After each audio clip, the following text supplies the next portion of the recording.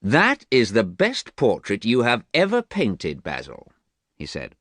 "You must show it in the best art gallery in London," Lord Henry continued. "Everybody must see it." "I am not going to show this picture in a gallery," Basil replied. "Not going to show it?" said Harry in surprise. "You artists are silly people.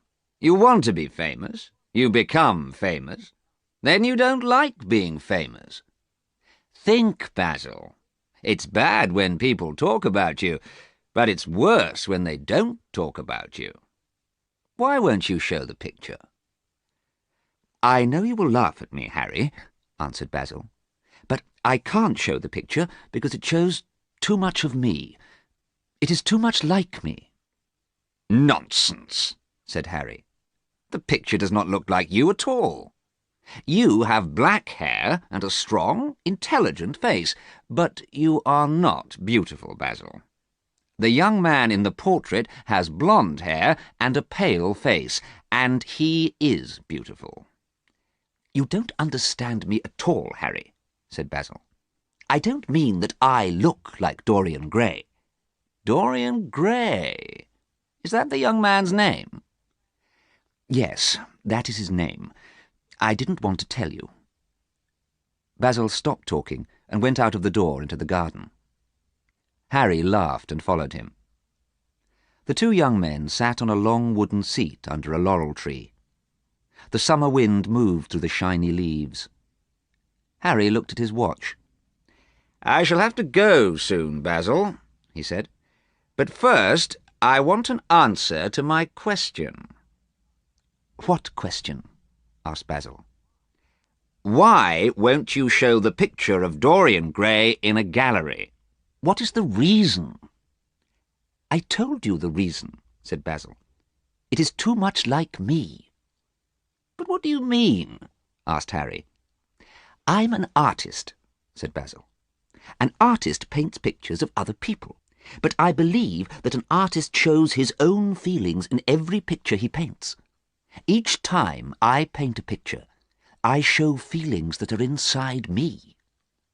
I don't want people to look at the picture of Dorian Gray. I don't want them to find out about my feelings." Basil stopped speaking. Harry bent down and picked a small white flower from the grass. "And what are your feelings, Basil? Tell me," he said. He looked closely at the tiny flower. At last Basil spoke again. "I met Dorian at a party. It was Lady Brandon's party, and a lot of people were there. Dorian and I saw each other at the same time. I felt afraid, but I don't know why. Then I felt that this person was very important to me. I felt that I had known him for a long time. Somebody introduced Dorian to me. Somebody made a joke, and we both laughed. Suddenly Dorian and I were friends." "Well, laughter is the best beginning for a friendship," said Harry. "And it's the best ending for a friendship, too." "Harry, you are never serious," said Basil. "Dorian is my closest friend. I see him every day. He is the most important thing in my life. He is more important to me than my work." "But I thought your work was the most important thing in your life, Basil," said Harry. "It is important, but I need Dorian. I'm a better artist now that I know Dorian. Do you remember that picture of the landscape, the woods and fields? Everybody thought it was my best painting. Do you know why it was good? It was good because Dorian was there. He saw me paint it.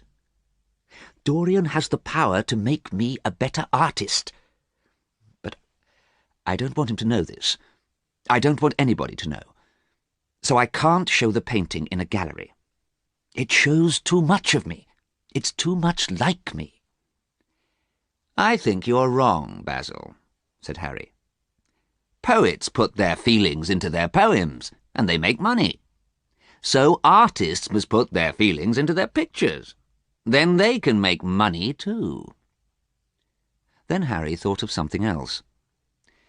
"You will get tired of this beautiful young man," he said. "One day his beauty will disappear, and Dorian Gray won't be interesting any more." "No, Harry, that is not true. Don't talk like that," said Basil. "Dorian's beauty is not important to me. Dorian himself is important to me." "Dorian Gray must be an interesting young man," said Harry. "I want to meet him." "I don't want you to meet him," replied Basil quickly. "You don't want me to meet him?" "No." Suddenly Basil's servant came out into the garden. "Mr. Dorian Gray is here, sir. He is in the studio," he said. "I will have to meet Dorian now," said Harry, laughing. "Please tell Mr. Gray that I am coming," said Basil to the servant. Then Basil turned to Harry. He was upset, and he spoke slowly to Harry. "Please be careful, Harry," he said. "Dorian is beautiful and very young. You are never serious, and you say strange things. Don't talk to him. Please don't try to influence him, to change him. Your influence would be bad, and I need him. I need him to help me with my work." "You're talking nonsense," said Harry, smiling. "Now introduce me to Dorian Gray." He took hold of Basil's arm and led him into the studio.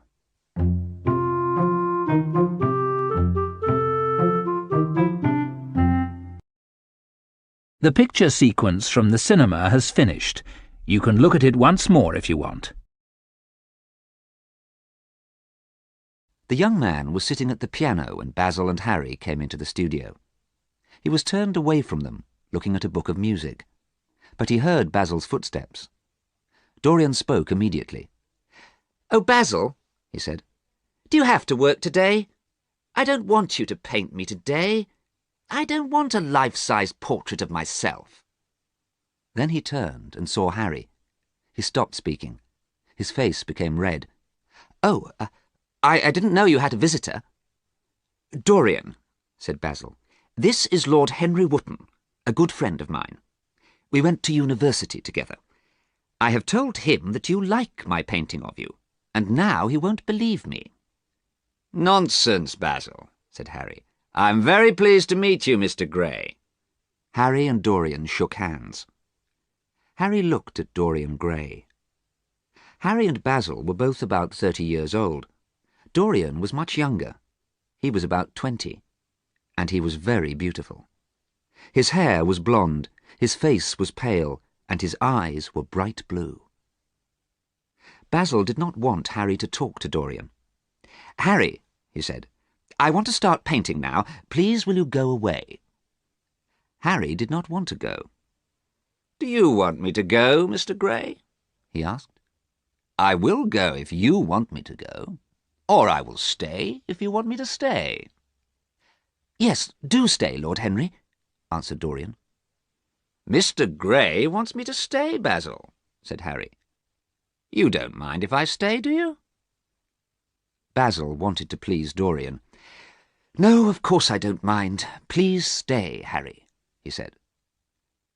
"But," Basil went on, "you must not listen to Harry, Dorian. He is never serious, and he says strange things. He changes people. He has a bad influence on people." "Harry, sit down," Basil continued. "Dorian, come and stand over here. And please don't move around too much. I want to finish your portrait today." Basil started to paint. Harry sat in the comfortable chair and smoked a cigarette. There was silence for a few minutes. Then Dorian spoke.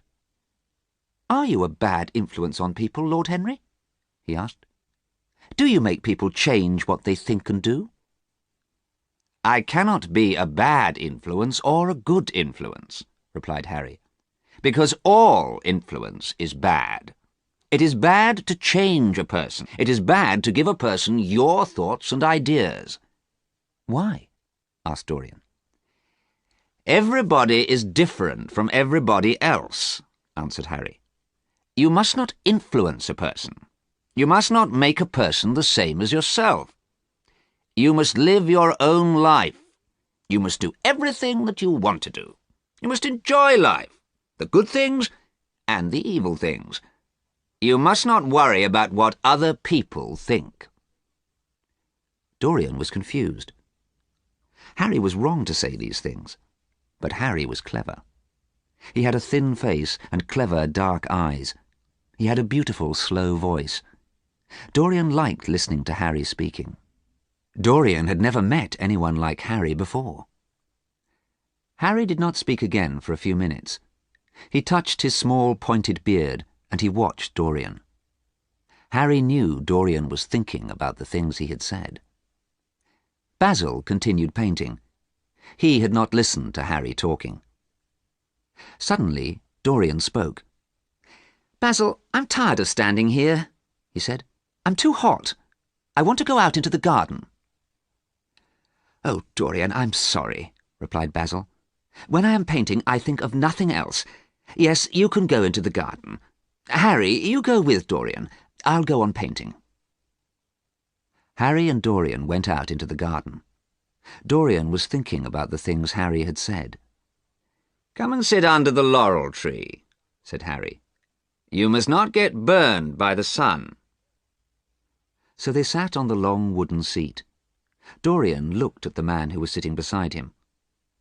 Harry was much older and cleverer than he was. "Why mustn't I get sunburned?" Dorian asked. "Your skin is pale. You mustn't get sunburned because you must take care of your beauty," said Harry. "You are young and you are beautiful, and youth is very valuable." Dorian looked at Harry's long white hands and listened to Harry's beautiful slow voice. "One day you will be old," said Harry. "Your face will be wrinkled. You will be old and wrinkled and ugly. You will not be young, so you will not be beautiful any more. And it will be too late to do anything interesting and exciting. So, Mr. Grey, you must enjoy life while you are young and beautiful. You must do everything you want to do. You must find out about life and people. You must not worry about what other people think."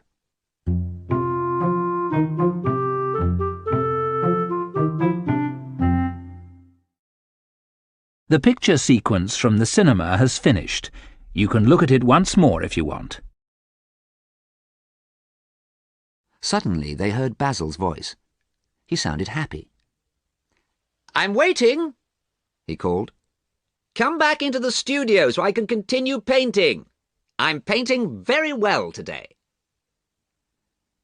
Dorian stood without speaking while Basil painted. Harry sat in the armchair. The room was very quiet. The curtains moved gently, and there was the sweet smell of flowers. After a quarter of an hour, Basil stopped painting. He looked at Dorian for a long time. Then, for a long time, he looked at the picture. "It is finished at last," he cried. Then he picked up a paintbrush. He wrote his name in large red letters at the bottom of the picture. Harry walked across the studio to look at the picture. It was a wonderful painting, and it looked exactly like Dorian. "Congratulations, Basil," said Harry. "It is the best portrait I have ever seen. Dorian, come and look at yourself." Dorian stood in front of the painting and looked at it. At first he was pleased. He smiled at the painting. He smiled because he saw that he was a beautiful young man. Then Dorian stopped smiling. Suddenly he remembered what Harry had said in the garden. Dorian Gray was young and beautiful now, but soon he would be old and wrinkled and ugly. He would not have blonde hair or bright blue eyes. No one would want to look at him then. Silently, Dorian stood in front of his picture. Basil did not understand why the young man was silent. Basil was confused. "Don't you like the picture?" he asked. "Of course he likes it," said Harry. "It's a wonderful painting. I want to buy it, Basil. I must buy it." "No, Harry," replied Basil. "I can't sell it. The picture belongs to Dorian. I have given it to him." "Dorian is very lucky," said Harry. Then Dorian spoke. "It's very sad," he whispered. "I shall grow old and wrinkled and ugly, but this picture will always be young. This picture will never be older than it is today. I wish that I could always be young. I wish that the picture could grow old instead of me. I would give anything and everything for this to happen. I would give my soul. It would not be very nice for Basil if the painting grew old, Dorian, said Harry, laughing. That's right, said Basil, laughing too. I don't want that to happen. I don't want an old, ugly picture. But Dorian did not laugh. You care about your painting more than you care about me, Basil, he shouted. You care about me now because I am young and beautiful. When I am old and ugly, you won't care about me any more. It's not fair that the picture will always be beautiful, Dorian said. I hate the picture. It will be young when I am old. Dorian ran to the big armchair. He laid his head on his arms and cried. Harry, said Basil angrily, this has happened because of you. This is your fault. I asked you not to talk to Dorian. Harry shook his head. No, Basil, it's not my fault. Dorian is learning about life. Well, said Basil, you are my two closest friends, but you have made me hate my best painting, so I will destroy it. Basil picked up a knife from a table near him. He was going to cut up the picture and destroy it. Suddenly Dorian ran across the room and pulled the knife from Basil's hand. Don't, Basil! Don't destroy the painting! It will be murder! Don't, please! Well, I'm happy that you like the picture now, Dorian, said Basil. When the paint is dry, you can have your portrait. Now, he continued, shall we have some tea? Basil rang a bell, and soon his servant brought the tea. The three friends drank their tea quietly. Then Harry spoke. Let's go to the theatre this evening, he said. I don't think I want to go to the theatre, answered Basil. I would very much like to go to the theatre with you, Lord Henry, said Dorian quickly. Don't go, Dorian, said Basil. Stay here and have dinner with me. I can't, Basil. I want to go to the theatre with Lord Henry, said Dorian. Harry listened and smiled. He knew Dorian would go with him.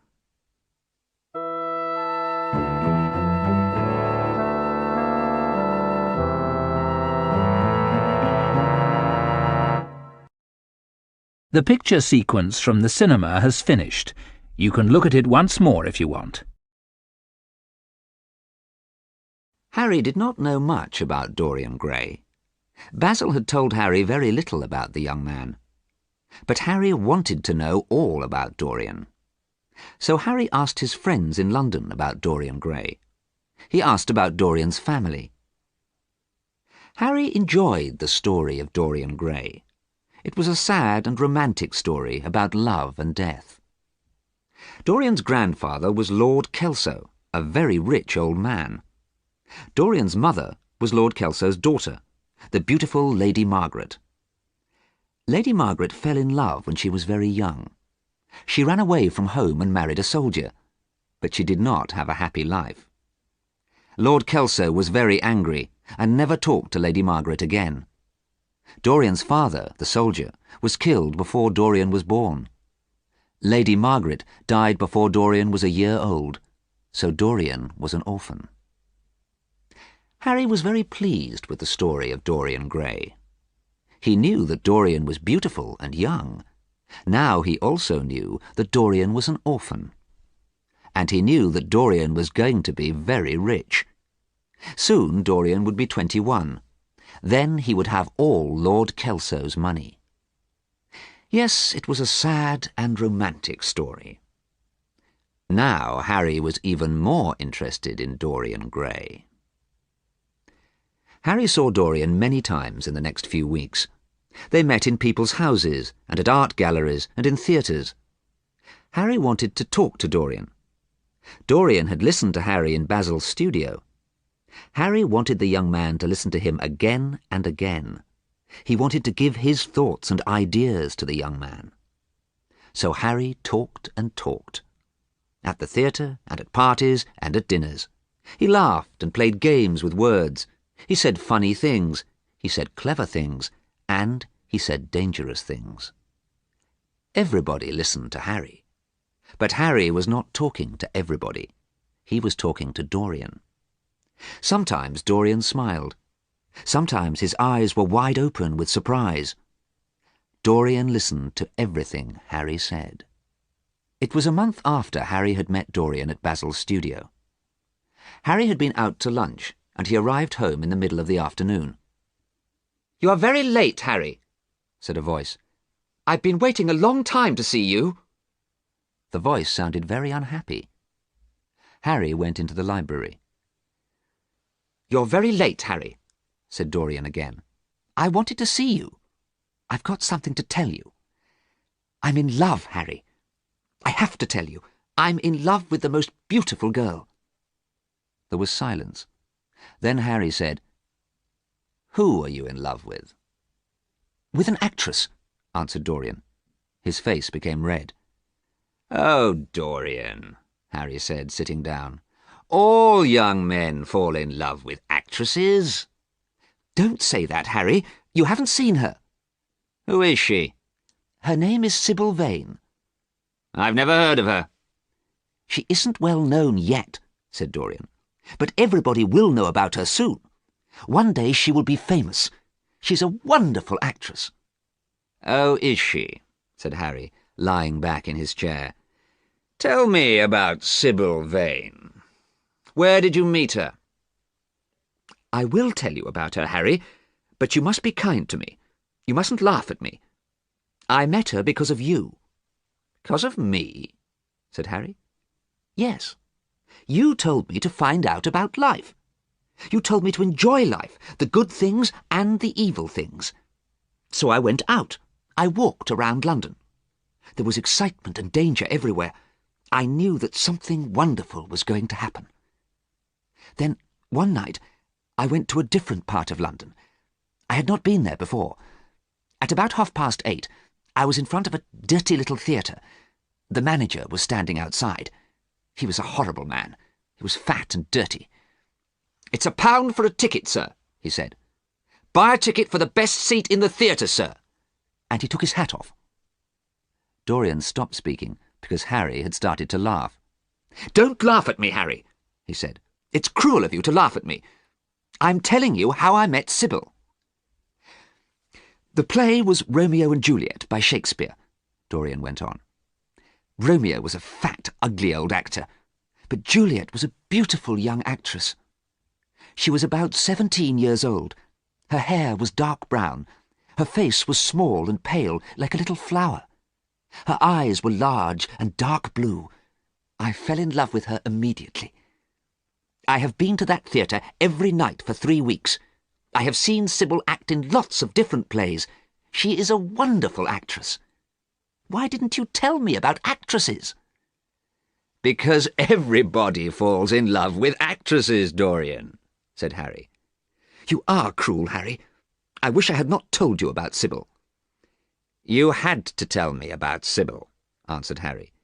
"You will always tell me everything that you do. Now tell me more." "Oh, Harry," said Dorian, "Sybil is wonderful. She calls me Prince Charming." Harry laughed, but he was pleased. Dorian had been a quiet, frightened boy when they met at Basil's studio. Now he was growing into a man and learning about life. "Harry, I want you to see Sybil. I want you to see her act in Romeo and Juliet." "Very well, Dorian. I shall come tomorrow, and I shall bring Basil too." "Oh, Basil, yes. I'm afraid I haven't seen him for a week. He sent me my portrait, and I haven't thanked him. I do like the picture, Harry," Dorian continued. "I am pleased with it. But it stays young and beautiful, while I grow older. Today I am a whole month older than the picture." Harry smiled. "We will see you tomorrow night at 7 o'clock at the theatre," he said. Dorian left the house, and Harry sat for a while in the library. He thought about Dorian. Harry's brown eyes shone with pleasure. He was pleased that Dorian was in love. He wanted to see what Dorian did next. Harry did not care if Dorian was sad or happy. He had told Dorian to enjoy life, the good things and the evil things. and Harry was going to watch what Dorian did. It was late, and the sun was low in the sky. Harry got up from his chair and went to change his clothes. He went out to dinner. When he returned home that evening, there was a telegram waiting for him. It said that Dorian was engaged to be married to Sybil Vane.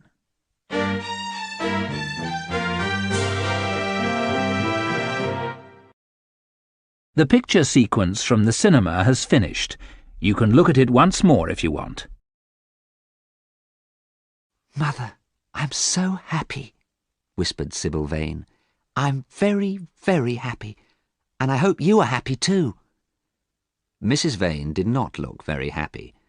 She was a small, thin woman who always looked tired. There was a lot of makeup on her face and on her dry, thin mouth. "Oh, Sybil," she said, "you mustn't think about the young man who comes to the theatre. You must think about your acting. Mr. Isaacs will be angry if you don't act well. He has given us a lot of money, and you mustn't make a theatre manager angry." "I don't like Mr. Isaacs, Mother, and I don't care about money," replied Sybil. "I'm in love with Prince Charming." "Sybil, Mr. Isaacs gave us £50 to pay our bills and buy clothes for James. You love James? You love your brother, don't you?" said Mrs. Vane. "Yes, of course I do," replied Sybil. "But we have Prince Charming now. He will help us. We don't need Mr. Isaacs." Sybil Vane lived with her mother and brother James. They lived in London. But they lived in a small house in the north of London, a long way from Harry's large, expensive house. It was the day after Sybil had become engaged to Dorian. Sybil and her mother were talking in their small living room. "Sybil," said her mother, "you are too young to fall in love. We don't know anything about this young man. I'm very worried about you. And you know James is going away tomorrow. I'm worried about James too. James is going away to Australia, and you have fallen in love. What am I going to do?" At that moment the door opened, and James Vane came into the room. He was 16 years old, and he did not look like his sister. Sybil was small and beautiful with shining brown hair. James was large, with big hands and feet. His hair was dull and dark. He smiled at Sybil. "Let's go for a walk," he said. "I want to talk to you." Sybil went to get her coat, and James spoke to his mother. "I'm worried about Sybil," he said. "I'm worried about the young man who comes to see her every night at the theatre." "Don't worry, James," Mrs. Vane replied. "Young men often fall in love with actresses." "But you don't know his name," said James angrily. "Mother, you must take care of Sybil." Sybil and James went for a walk in Hyde Park. The park was busy. There were lots of people. There were people walking and people sitting in carriages pulled by horses. Sybil was happy. "I think you will have a wonderful life in Australia, James. I think you will become rich. I think—" She stopped speaking because James was not listening to her. "Who is the young man who comes to see you?" he asked. "Who is he? You don't know his name, do you?" "I call him Prince Charming, and I love him. I will love him forever." "You don't know his name," James said again angrily. "He is a rich young man, and he will not marry you. He will—" "Oh, look! Look, there he is! He's in that carriage!" Sybil shouted. She pointed across the park at a carriage. James looked across the park, but at that moment another carriage suddenly passed in front of the brother and sister. James never saw Prince Charming. "Oh dear," said Sybil. "I wanted you to see him." "I wanted to see him too," replied her brother, "because I will kill him if he ever hurts you." At first Sybil was angry with her brother, but she remembered that he was 16 years old. He was a boy. He had never been in love. "You won't hurt a man I love, will you, James?" she said. "No, I won't," he said at last. "I won't hurt him if you love him." "I will always love Prince Charming," said Sybil, "and he will always love me." So Sybil and James were friends again. But that evening James spoke again to their mother. "If this young man hurts Sybil," he said, "I will find him and I will kill him. I will kill him like a dog."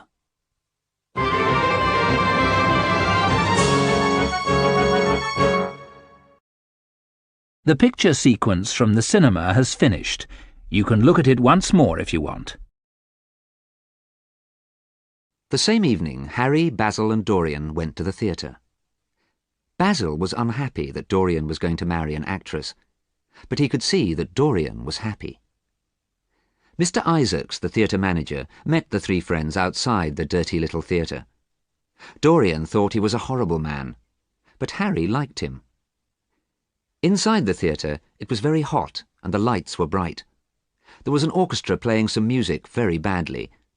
Lots of young men and women were laughing and shouting at each other. Harry looked around the dirty, noisy theatre. "What a strange place to meet the person you love," he said unkindly. But Basil spoke kindly to Dorian. "Yes, it is a strange place," he said, "but I'm pleased you came here. Sybil has made you very happy." "Oh, yes," said Dorian. "I'm sorry the orchestra is so bad," he added, "but soon you will see Sybil." A few minutes later, the play started, and very soon things started to go wrong. Sybil Vane was very lovely, but she acted very badly. Tonight she was a terrible actress. The audience started to shout at the actors. Some people left the theatre. The manager looked very angry. Basil and Harry did not want to watch the play, and Dorian's face became very pale. Harry picked up his coat and stood up. "She is very beautiful, Dorian," he said, "but she can't act. Let's go." "I'm sorry I asked you to come with me," said Dorian. "Perhaps Sybil is ill," Basil said kindly. "We'll come again another time." "No," replied Dorian. "She's not ill. Last night she was a great actress. Tonight she is a very bad actress. She is a very ordinary person." "Don't talk like that," cried Basil. "She is the girl you love. Come with us, Dorian. Let's go." But Dorian would not leave the theatre. "Go away and leave me here," he said. "I want to be alone." Basil and Harry left the theatre. The play became worse and worse. Most of the people left the theatre and went home. When the play ended, Dorian went to see Sybil. He went to her room behind the stage. He was very unhappy and angry. He had told Harry and Basil that Sybil was a great actress. They had come to see her, and tonight she had been a terrible actress. But when Dorian saw Sybil, she looked pleased. She spoke to him happily. "Oh, my dear, I acted very badly tonight. Before I met you, I was a good actress. I pretended to be in love when I acted the part of Juliet. Now I don't need to act. I am in love. I don't want to act again. Isn't it wonderful? You must take me away from the theatre. We must go away together." But Dorian did not look at her. He ran to a big armchair. He sat down and put his head on his arms. "You have killed my love for you," he whispered. "I thought you were a great actress. You acted the parts of beautiful women. I loved you because you were clever and exciting. Now you are boring and stupid." "You don't mean this, do you?" whispered Sybil. "My God, I was stupid to love you," said Dorian. "Oh, tell me that you love me," cried Sybil. "Kiss me. I will do anything for you. I will act again. I will be a good actress for you." Sybil fell to the floor, and she lay there crying. Dorian looked at her for a moment. Then he spoke. "I am going now," he said quietly. "I don't want to be unkind to you, but I don't want to see you again." Dorian left the theatre, and Sybil lay on the floor crying.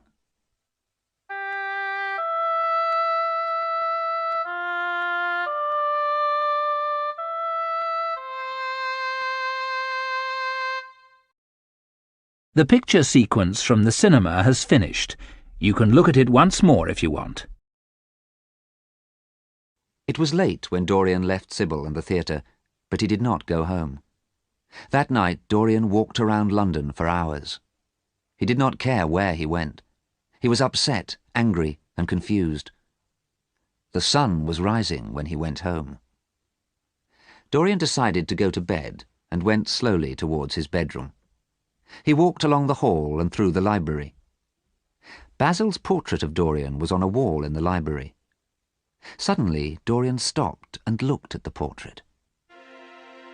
He was surprised. The painting looked different. The face in the painting had changed. Yes, it had changed. Quickly, Dorian opened the curtains. Sunlight came into the room. Dorian looked closely at the picture and saw that the face was different. It looked unkind and cruel. A huge mirror hung on another wall. Dorian looked in the mirror at his own face. He saw a beautiful young man. He had not changed. What had happened to the picture? Suddenly, Dorian remembered the day that Basil finished the picture. Dorian remembered his wish. He remembered his own words. "I wish that I could always be young. I wish that the picture could grow old instead of me. I would give anything and everything for this to happen.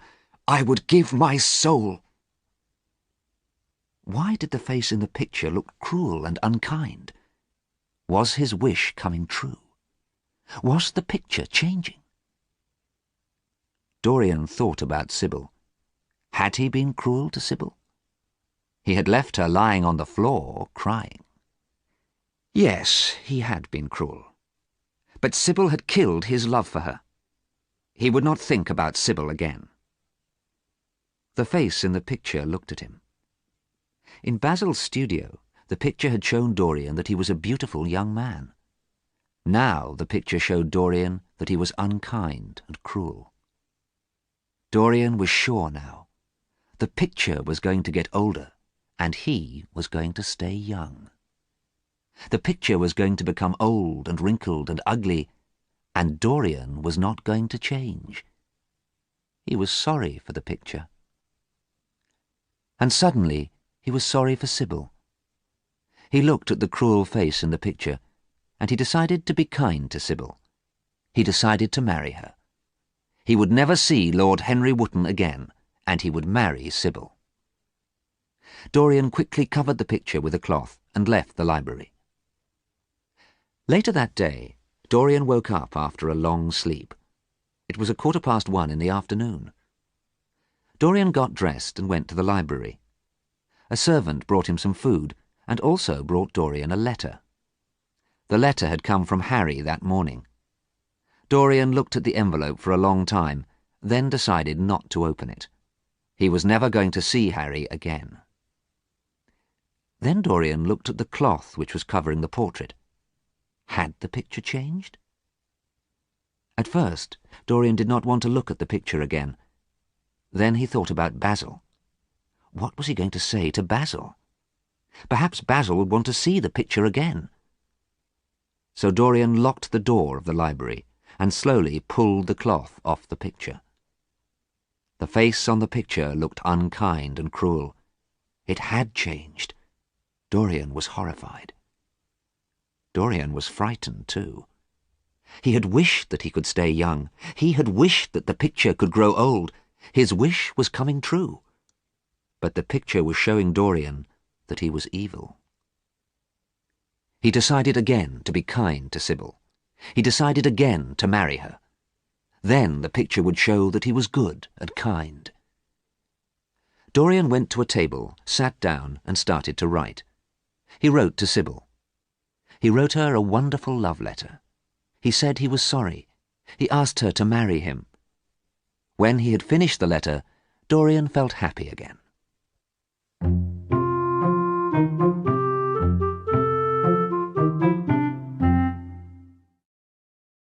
The picture sequence from the cinema has finished. You can look at it once more if you want. Suddenly, there was a knock on the door of the library. "Dorian!" shouted Harry's voice. "Dorian? Are you there?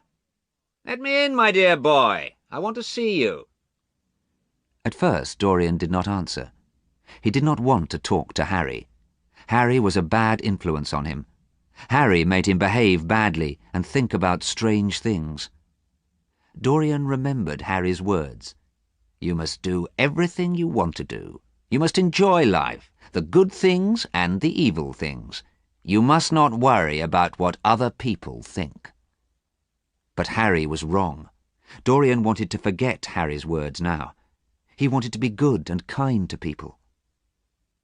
Then Dorian decided to see Harry. He decided to talk to Harry for the last time. Dorian covered the picture with the cloth and unlocked the door of the library.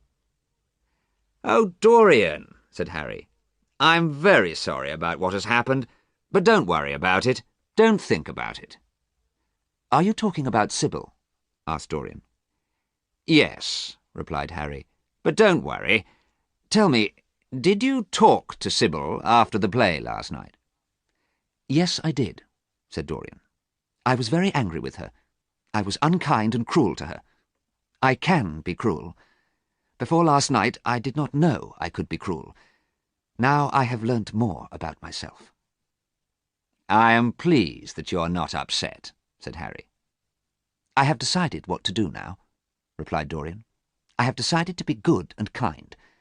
I don't want to be cruel and evil. I am going to marry Sybil." "Marry Sybil? Dorian, didn't you read my letter? I wrote to you this morning." Harry stopped speaking. "No, I didn't," said Dorian. "I didn't want to read it. You are a bad influence on me." Harry walked across the room. He sat down next to Dorian and took hold of the young man's hands. "Dorian, I'm sorry. That letter told you that Sybil is dead." "Dead?" shouted Dorian. "No, she isn't dead. She can't be dead. You're lying." He pulled his hands away from Harry. "It is true," said Harry. "The story is in all the newspapers. There is going to be an inquest, an inquiry to find out about her death. The police need to find out what happened." "Why? Why will there be an inquest? What happened?" Dorian shouted. Then suddenly he stopped shouting and looked at Harry. "She killed herself, didn't she? Tell me, Harry. Tell me quickly." "Yes. Sybil didn't arrive home after the play. Her mother went to the theatre at about midnight. Sybil was dead, lying in her room. She had drunk some poison." Harry, this is terrible!" cried Dorian. "Did anyone see you with Sybil?" continued Harry. "We don't want your name in the newspaper stories, too." "No, nobody saw me," replied Dorian quietly. "Good," said Harry. "Now you must come out with me tonight. There is a wonderful singer at the opera tonight." "So," whispered Dorian to himself, "I have killed Sybil Vane. I did not cut her throat with a knife, but I killed her." Then Dorian remembered his portrait. He remembered the cruel face. "I was going to be good and kind," he shouted. "I was going to marry Sybil. Now I can never be good." Harry took a cigarette out of a gold case. "It wasn't a good idea to decide to marry Sybil," he replied. "You know it wasn't a good idea, don't you, Dorian? Marriage is boring. Marriage doesn't make you a good person." "Perhaps you are right," said Dorian. "I don't want to cry. Sybil's death has been an interesting experience. I have learnt about myself. Now we do not need to talk about it again. I will meet you at the opera tonight." Harry left the library, and Dorian went straight to the portrait. He quickly pulled away the cloth. The face was cruel and unkind. He knew the face had changed because of Sybil's death. Dorian thought about what had happened, and now he made a decision. Dorian decided to enjoy his life. He decided to do everything he wanted to do. He decided not to care about other people. And Dorian knew what would happen. The picture would become old and wrinkled and ugly. He would always look young and beautiful. Dorian smiled and covered the picture with the cloth again. An hour later, Dorian was at the opera with Harry.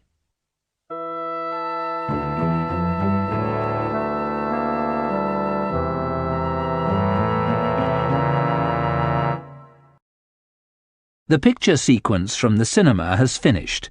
You can look at it once more if you want. The next morning, Dorian ate his breakfast in the library as usual.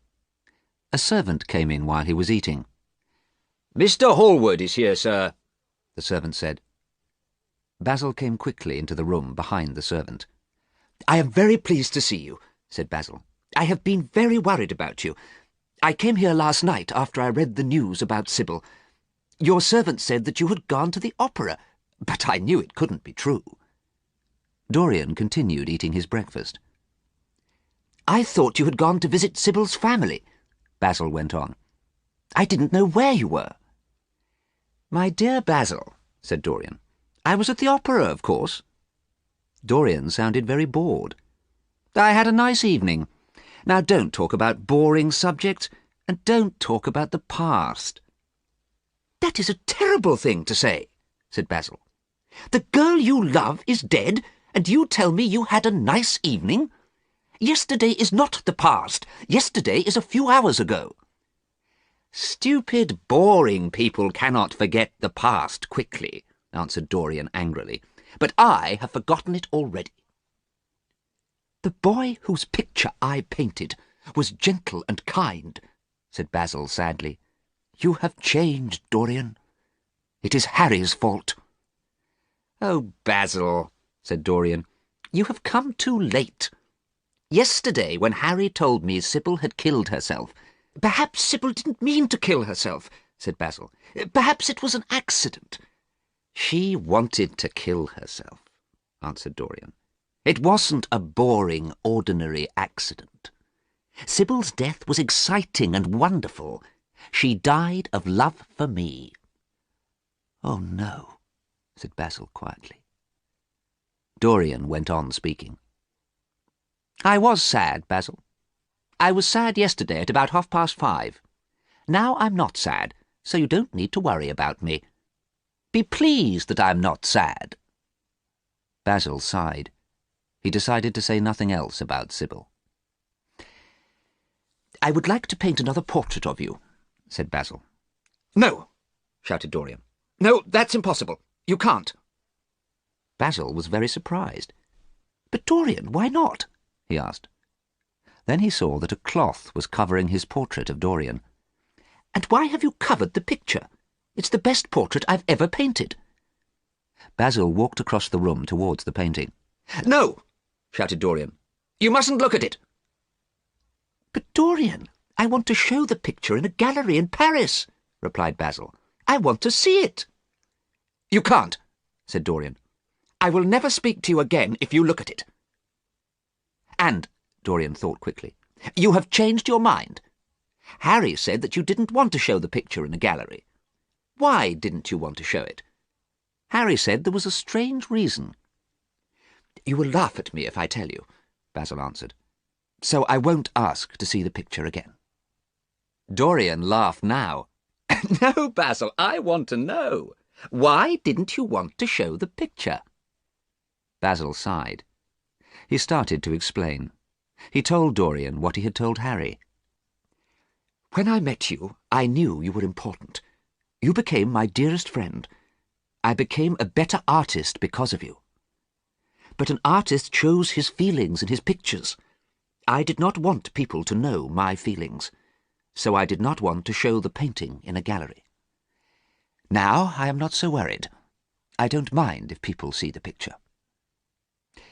"So, now I have told you," said Basil. "But you will not let me see the picture. You will not let me paint you again, and you will not give me a reason. You make me very sad." Dorian smiled. Basil was not going to find out the secret of the picture. "We are still friends," Dorian said, "and I will come and have tea with you soon. That'll be nice." As soon as Basil left, Dorian walked across the library to the portrait. Carefully, he folded the cloth very tightly around the painting. Nobody, he thought to himself, will ever see this again. Dorian rang a bell to call a servant. "Get someone to help you," he said. "Carry this picture upstairs to the top of the house. Put it in the small room in the attic." Dorian watched while 2 servants carried the painting up to the attic room. Then he locked the door and put the key in his pocket. It was the only key to that room. It was 5 o'clock when Dorian went back to the library. He found that Harry had sent him a copy of the evening newspaper. There was a report in the newspaper about the inquest on Sybil's death. The report said that Sybil had drunk poison by accident and killed herself. The report did not say anything about Dorian. Dorian threw away the newspaper. Later, Dorian met Harry at a hotel to have dinner. They sat at a small round table. "I'm hungry," said Dorian. Harry smiled. The picture sequence from the cinema has finished. You can look at it once more if you want.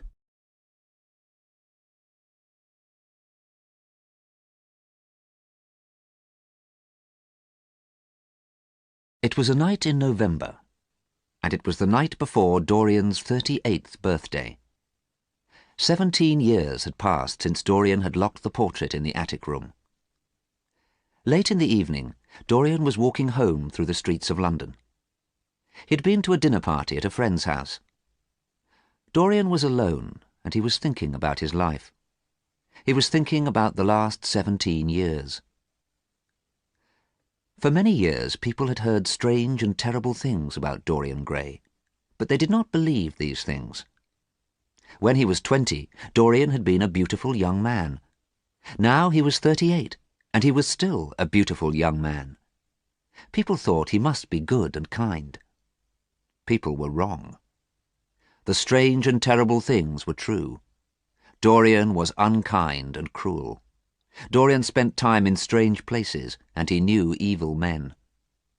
But only Dorian knew the secret of the picture. He often went up to the attic room. He unlocked the room and stood in front of the picture for hours. The face of the man in the picture was ugly and wrinkled. The face was getting older and older, and it was very, very evil. The picture showed the evil inside Dorian Gray. It showed the evil in his soul. Often Dorian looked at the picture, then looked in a mirror. He laughed when he saw his face in the mirror. It was young and beautiful. Dorian's wish had come true. Dorian was thinking. He had been happy for many years. He had enjoyed his life. He had not cared about other people. Dorian had done the things Harry had told him to do. Dorian was a rich man. He bought a house in the country. He bought valuable pictures and fine books, and he bought beautiful furniture. He wore beautiful clothes and expensive jewellery.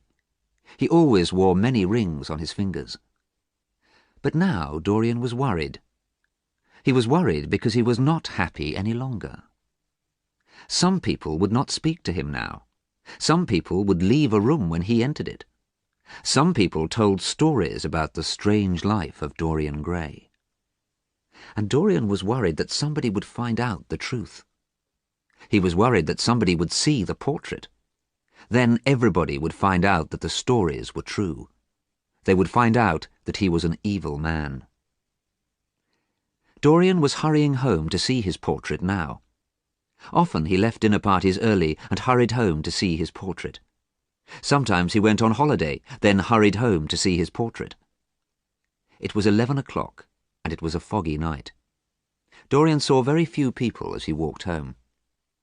He had nearly reached his house when a man walked past him.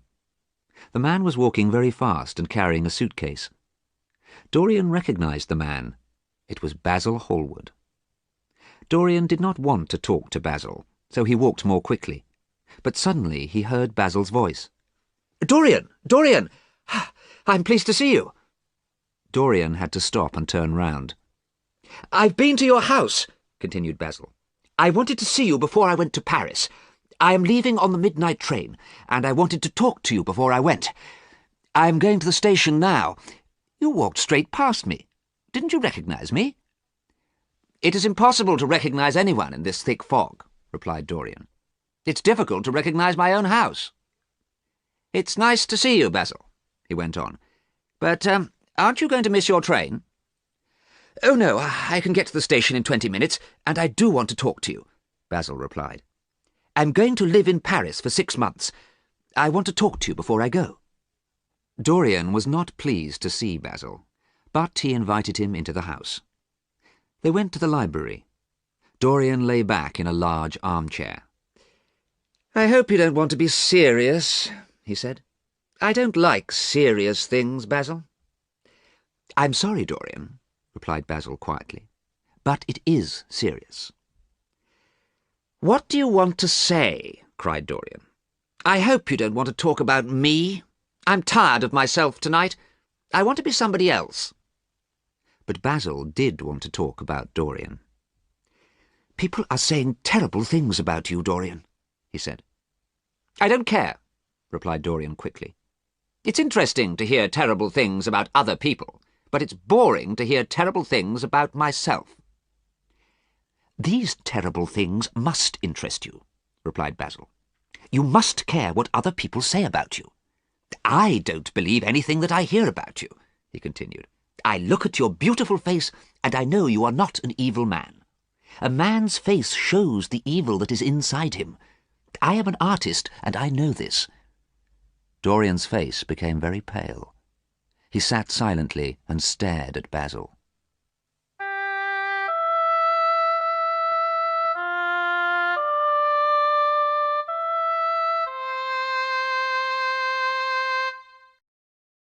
The picture sequence from the cinema has finished. You can look at it once more if you want. Outside it was very dark and very foggy. In the library it was very quiet. The room was lit by a small lamp on a table. Basil sat down and continued talking. "Why don't people want to be your friends any more, Dorian?" he asked. "The Duke of Berwick will not stay in the same room as you. Because of you, Sir Henry Ashton has left England forever. And there are worse things," he went on. "A young soldier has killed himself. Adrian Singleton has disappeared. Lord Kent is very upset about his son. Nobody will talk to the Duke of Perth. Oh, Dorian, these people were your friends. What have you done to them?" "Stop it, Basil," shouted Dorian. "I haven't done anything. It's not my fault if young men do stupid things." "I want to believe you," said Basil sadly, "but you have influenced your friends. You have made people do terrible things. What did you do to Harry's sister? Now no one will speak to her. Are you an evil man, Dorian?" "Take care, Basil," said Dorian. "Do not say any more." But Basil continued speaking. "I told people that you were a good man. I said I knew you well. But do I know you well? I cannot see your soul. I do not know if there is good or evil inside you." "No," said Dorian slowly. "You cannot see my soul." His body was shaking, and his face was very pale. Basil looked at Dorian's face. "Nobody can see inside another man," he said. "Nobody can see another man's soul." Suddenly Dorian laughed. He gave a loud, unpleasant laugh. "Come with me, Basil," he said, picking up the lamp from the table. "You have said enough about my soul. Tonight you shall see it." Dorian led Basil upstairs towards the room in the attic. When they reached the door of the room, Dorian turned to Basil. "Are you sure you want to come in?" he asked. "Yes," Basil said, but he was confused. What did Dorian mean? What was in the room? Dorian laughed again and unlocked the door. They walked across the room. Dorian put the lamp on an old table. Then he pointed at the cloth which covered the picture. "You think that nobody can see another man's soul," he said. "You're wrong. Pull away that cloth, and you will see mine." Dorian's voice was hard and cruel. "What are you talking about? Are you mad?" asked Basil. Suddenly, Dorian pulled away the cloth, and Basil saw the picture. He saw the terrible face in the picture smiling at him. It was the most awful face he had ever seen. Basil moved backwards, away from that cruel, evil face. He could see that it was his painting. It was his painting of the blonde, pale and beautiful young man. The hair was blonde, the mouth was red, and the eyes were blue. But the face was wrinkled and ugly, and it was evil.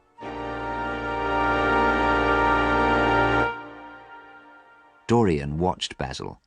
He smiled unpleasantly. "What does this mean?"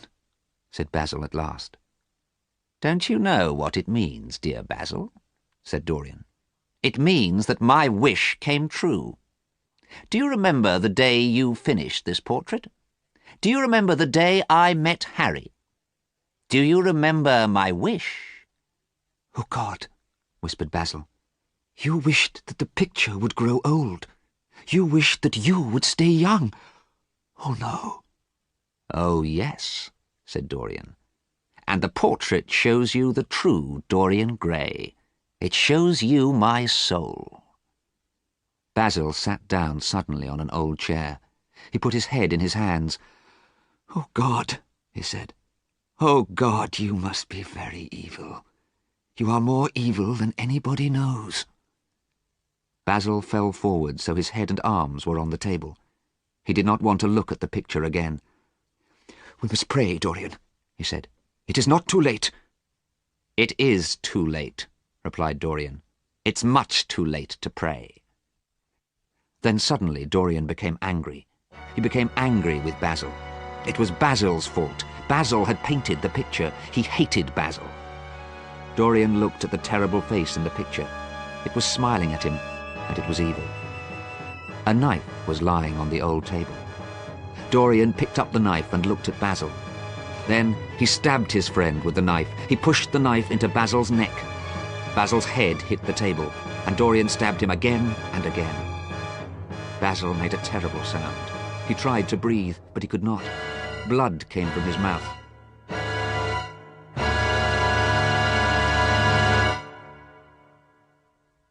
It became quiet in the attic room. Dorian listened. He heard the sound of Basil's blood dripping onto the carpet. There was no other sound. Dorian walked quietly across the room and looked out of the window. The fog had gone, and London was quiet. Dorian walked back across the room and picked up the lamp. He saw the dead thing lying across the table. It was so quiet, and its hands were very white. Dorian left the room and locked the door behind him. He went back to the library.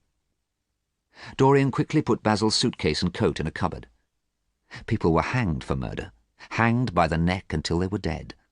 Dorian did not want to be hanged. What was he going to do? "Nobody has seen me arrive home," Dorian thought. "The servants are asleep. And Basil was going to go to Paris tonight. He was going to catch the midnight train." Dorian soon decided what to do. It was 2:05 in the morning. Quietly, Dorian left the house and shut the door behind him. Then he started to ring the doorbell. After 5 minutes, his servant Francis opened the door. "I'm sorry to wake you up," said Dorian, "but I forgot my front door key. What time is it?" 10 minutes past 2, sir," replied Francis, looking at the clock. "Oh dear, I'm very late," said Dorian. "Did anybody call while I was out?" "Yes, sir," replied Francis. "Mr. Hallward called. He waited for you until 11 o'clock, then he went away to catch a train." "Oh, I'm sorry I didn't see him. Did he leave a message?" "Yes, sir. He said he was going to Paris. He said he would write to you." "Thank you, Francis," said Dorian. "You can go to bed now." Dorian went back to the library. He had to think again. He walked up and down the room for a quarter of an hour. Then he picked up a book and looked through a list of addresses. At last he found the right address. Alan Campbell, 152 Hertford Street. Yes, Alan Campbell was the man he needed.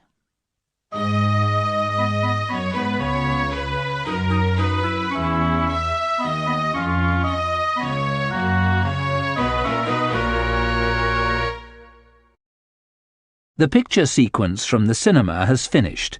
You can look at it once more if you want. At 9 o'clock the next morning, Dorian was sleeping. He did not look like a man who had murdered a friend. But when he woke up, Dorian remembered what had happened. He tried not to think about Basil. He thought for a long time about which clothes to wear. He put on his rings. Then he took them off and put on different rings. Dorian ate his breakfast, but he could not forget Basil's body sitting at the table in the attic room. Then at last he wrote 2 letters. He put one letter in his pocket. He told his servant to take the other letter to Alan Campbell's house. Dorian went to the library. He lit a cigarette and tried not to think about Basil. He drew pictures, but they were pictures of Basil's face. He read poems, but the poems reminded him of Basil. Poor Basil, he thought. What a horrible way to die. Dorian became frightened. He thought about Alan Campbell. Perhaps Alan Campbell would not come. Alan Campbell was a very clever scientist. Dorian and Alan Campbell had been good friends for many years, but Alan had not talked to Dorian for 18 months. Nobody knew why they were not friends any more. Now Dorian needed Alan's help. At last Alan Campbell arrived. He had black hair and a very pale face. He looked very unhappy. Dorian was pleased to see him. "Alan," he said, shaking hands, "it is kind of you to come. Thank you for coming." Alan did not look pleased to see Dorian. "I did not want to come," he said. "I did not ever want to speak to you again. But your letter said it was very important, a matter of life and death." "Yes, it is very important," said Dorian. Then he spoke very quickly. "There's a dead man in a room upstairs. He's been dead for about 10 hours. You must do something for me. You must." "I don't want to know anything about this," said Alan Campbell. "I won't do anything for you. Don't tell me your terrible secrets." "I must tell you this secret," replied Dorian. "You must help me. You are a scientist. You must destroy the body." "No, I will not," said Alan Campbell. "You are mad, Dorian, and I don't care what happens to you." The young man tried to leave the room, but Dorian stopped him. "Alan," he said, "it was murder. I murdered this man, and you are going to help me." Alan Campbell was horrified. He could not speak. Dorian sat down and quietly wrote something on a piece of paper. Then he gave the paper to the young man. Alan Campbell read what Dorian had written. His face became pale. His body started to shake. He fell down into a chair. There was silence. "I am very sorry for you," said Dorian sadly. "We both know what you did. I do not want to tell anybody the truth about you, but I will tell them if you don't help me. I have written a letter, and I will send it." Dorian pulled the letter out of his pocket. He showed Alan the address on the envelope. "Oh, no," whispered Alan Campbell. Then, very quietly, he spoke again. "I must go home. I need some things from my house. I need some scientific equipment so I can help you." "You are not going to leave here," said Dorian. "Write a list, and one of my servants will get the things you need." Sadly, Alan wrote the list. Soon Dorian's servant brought the scientific equipment from Alan's house. Then Dorian sent his servant away. Alan Campbell and Dorian carried the equipment up to the attic room. There was a long piece of wire, 2 strange-shaped pieces of metal, and a large wooden box with bottles in it. Dorian unlocked the door and opened it. Basil's body was sitting at the table. Dorian did not want to look. He did not want to go into the room again. But suddenly Dorian saw that he had not covered the portrait again with the cloth. He ran across the room to cover the portrait. And then he saw blood on the hands in the picture. Bright red blood. The picture was more horrible than Basil's body. Dorian pulled the cloth over the picture quickly and went back to the library. He left Alan Campbell to do his work. 5 hours later, Alan Campbell came into the library. His face was calm and pale. "I have done what you asked me to do," he said quietly. "Goodbye. I never want to see you again." As soon as Alan had left, Dorian went upstairs. There was a strange and horrible smell in the attic room, but the terrible thing sitting at the table had gone.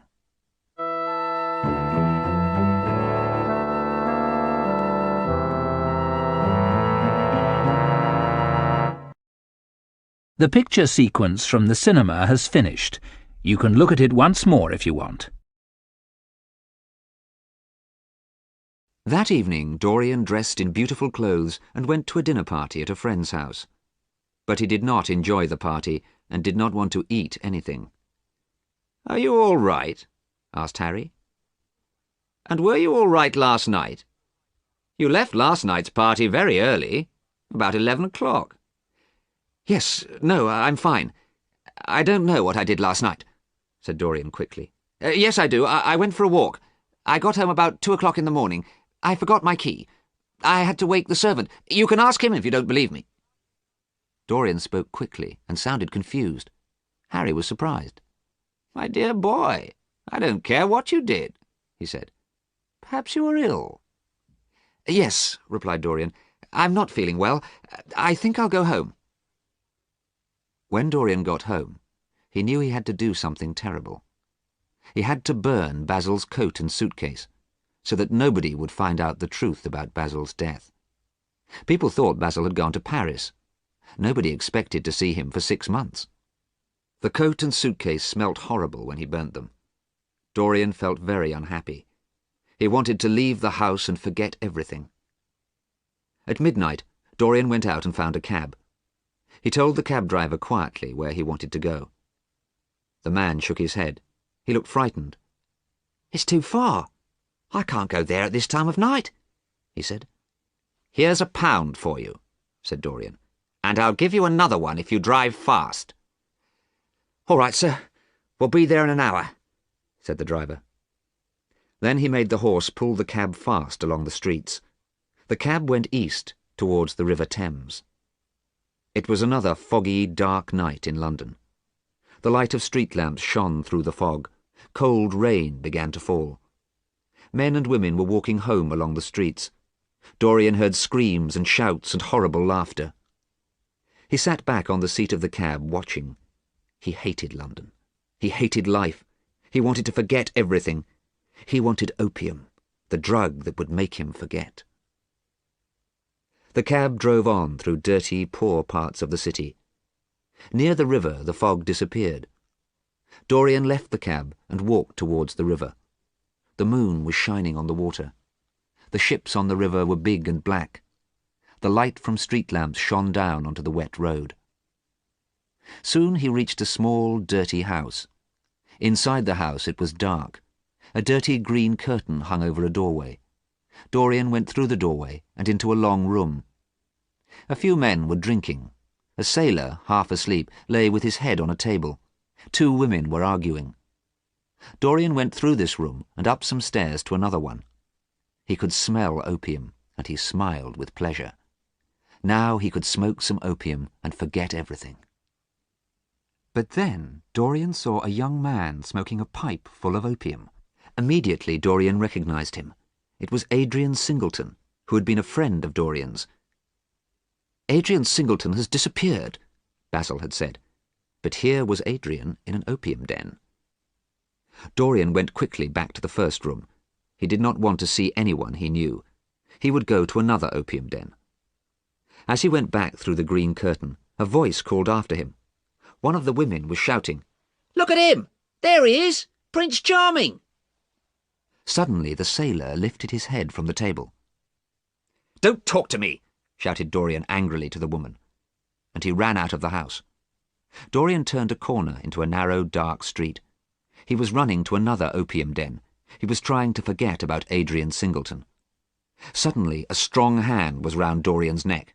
"Keep quiet, or I'll shoot you," said a voice. Dorian turned round and saw a gun pointing at his head. He saw a large man, a sailor. "Are you mad?" Dorian said. "What have I done to you?" "My sister is dead because of you," replied the sailor. "Sybil Vane killed herself, and now I'm going to kill you. I have looked for you for years, and tonight I heard the name she called you. Dorian was afraid. He looked at James Vane and could not move. This man was going to kill him. Then suddenly, Dorian had an idea. "How long is it since your sister died?" he asked. 17 years. Why do you ask?" replied the man. "Look at me. Look at me by the light of a street lamp," said Dorian. James Vane pulled Dorian back to the main street, and in the light of a street lamp he saw the face of a beautiful young man. It was the face of a young man of about 20. "You can't be the man," said James Vane. "My God, I was going to murder you. I'm very sorry, sir." "You must be more careful," Dorian said. Then he walked away round the corner and into the darkness. As soon as Dorian had gone, the woman from the opium den ran up to the sailor. "Why didn't you kill him?" she asked. "He's evil." "He's not the man I want," he replied. "The man I want is about 40. That young man was 20. The woman gave a horrible laugh. 20? Him? Prince Charming? I first saw Prince Charming 17 years ago, but he hasn't changed since then." "You're lying," shouted James Vane. "I'm not," said the woman. "He was a beautiful young man 17 years ago, and he hasn't changed since then. He's evil, that one." "Swear to God that you're not lying." "I swear I'm not lying," the woman replied. James Vane believed her. He ran round the corner into the narrow, dark street, but Dorian had gone.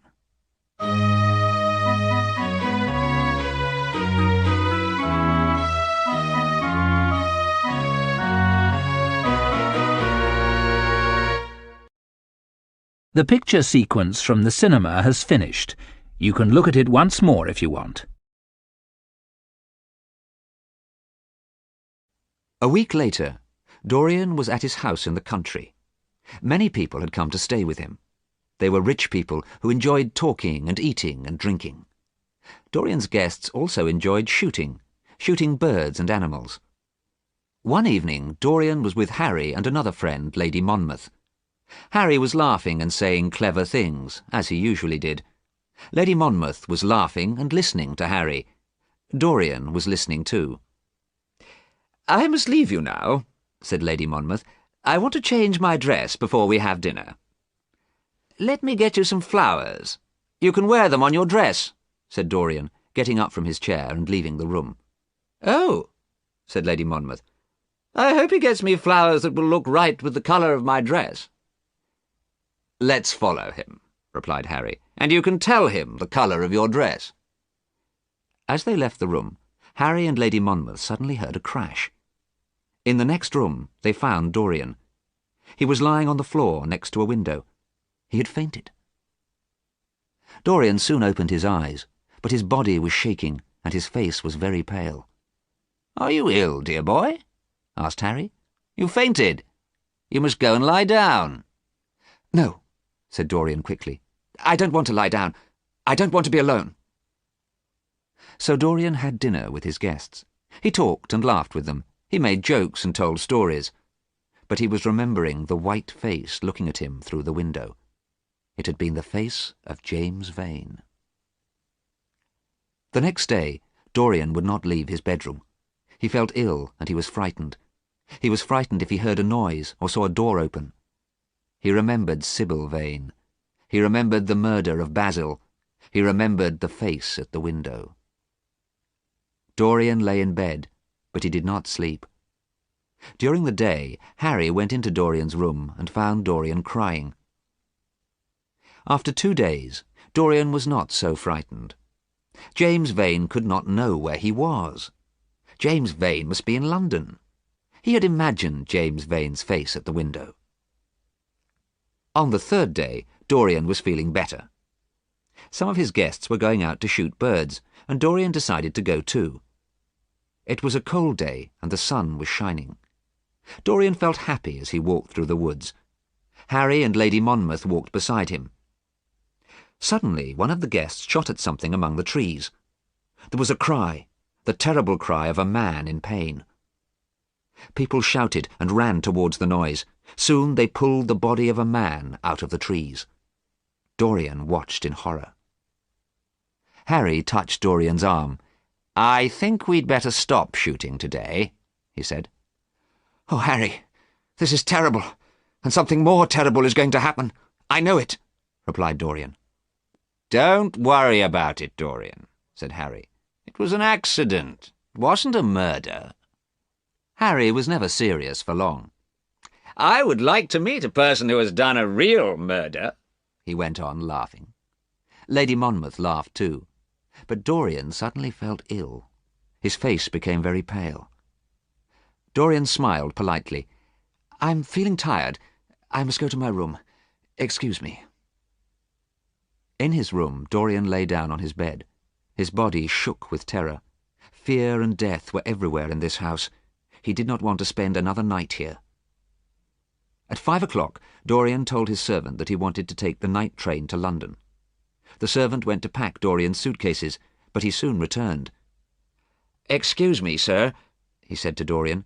"There is a problem with the dead man, the man who was shot." "Yes, what is it?" said Dorian. "Do you need money to give to his family?" "No, sir. This is the problem. We don't know who he is. He was carrying some money and a gun, but we could not find his name on anything. He's a sailor." "A sailor!" cried Dorian. Suddenly he was excited and hopeful. He ran to the door.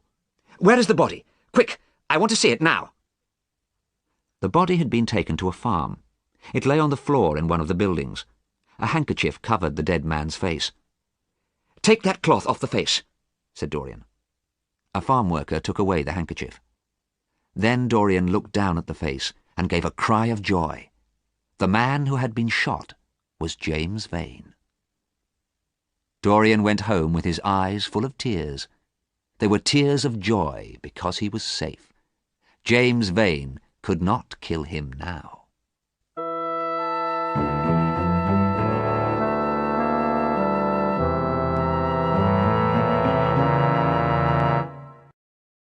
The picture sequence from the cinema has finished. You can look at it once more if you want.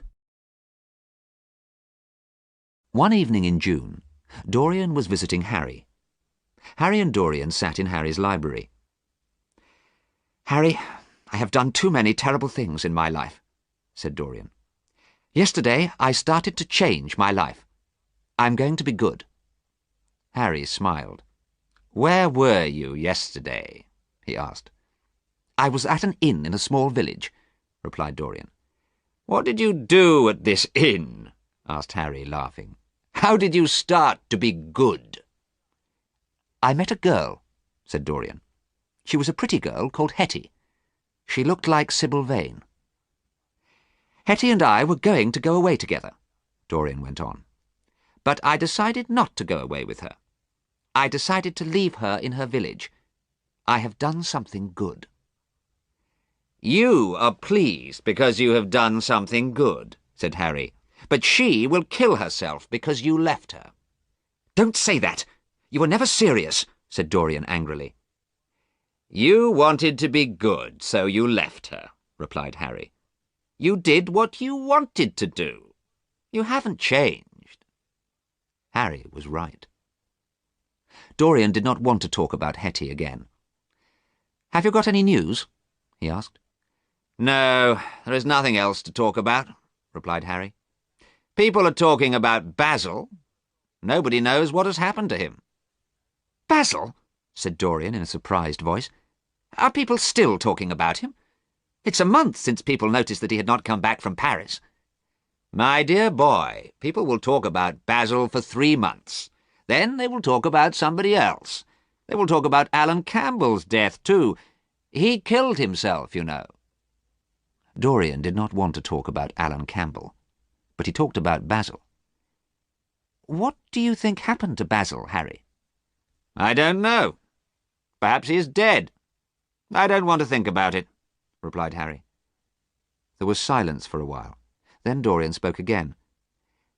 "People are saying that Basil was murdered, aren't they? Do you think Basil was murdered?" "Nobody would want to murder Basil," replied Harry. "Everybody liked Basil. He didn't have any enemies. Perhaps I murdered Basil, said Dorian. Have you thought of that, Harry? Dorian watched Harry carefully, but Harry laughed. You're talking nonsense, dear boy. You couldn't murder anybody. Let's talk about something else, Harry continued. Poor Basil isn't interesting any more. He hadn't painted a good picture for a long time. What happened to his picture of you, Dorian? Oh, I lost it, replied Dorian quickly. You look the same now, as young as you were when the picture was painted, said Harry. Don't change your life. You have had a good life. You have done everything you wanted to do, and you have not changed at all. I'm not the same as that young man, said Dorian. I want to change. I want to be good. Don't change, said Harry. You're beautiful, and you are perfect. You and I will always be friends. As he left Harry's house, Dorian's face was very sad. It was a warm night. Dorian started to walk home from Harry's house. He walked past 2 young men and heard one of them whisper, "That's Dorian Gray." Dorian felt tired. He did not want people to recognize him. He did not want people to talk about him any longer. He did not want to hear his name. As he walked, Dorian thought about his life. Dorian suddenly wanted to be young again. He wanted to be the young man whose picture Basil had painted. Dorian was still thinking when he reached home. Perhaps it was not too late to change his life. He had been kind to Hetty. He had left her in her village. Perhaps he was starting to be good. Dorian went up to the attic room. He wanted to look at the picture. Perhaps the picture was changing again. Perhaps the picture was not so ugly now. Perhaps the cruel, evil face was changing and becoming kinder. But the face in the picture was the same. It was old and wrinkled and ugly. The eyes were cruel, the mouth was evil, the blood was still on the hands. When Dorian saw the picture, he knew the truth. He knew that he could never change. He would always be evil. There was a knife on the table in the attic room. He had used that knife to kill Basil. Dorian picked up the knife. It had killed Basil, and now it would kill his painting. Then nobody would ever know that Dorian Gray was an evil man. There was a loud crash and a cry. It was a loud and horrible cry which woke the servants. There were 2 men in the street outside, and they heard the cry too. "Whose house is this?" asked one of the men. "Dorian Gray's," replied the other man. The 2 men looked at each other in horror, then they quickly walked away. Inside the house it was now quiet. The door of the attic room was locked, but at last the frightened servants opened it. Inside the room they found a picture hanging on a wall. It was a picture of their master, Dorian Gray. He looked young and beautiful in the picture. He looked the same as he had always looked.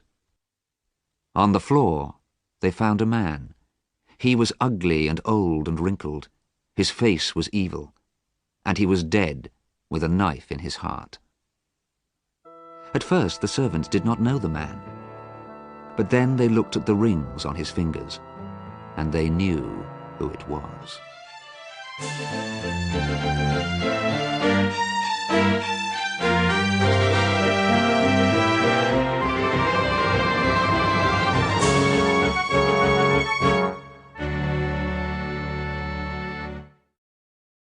The picture sequence from the cinema has finished. You can look at it once more if you want.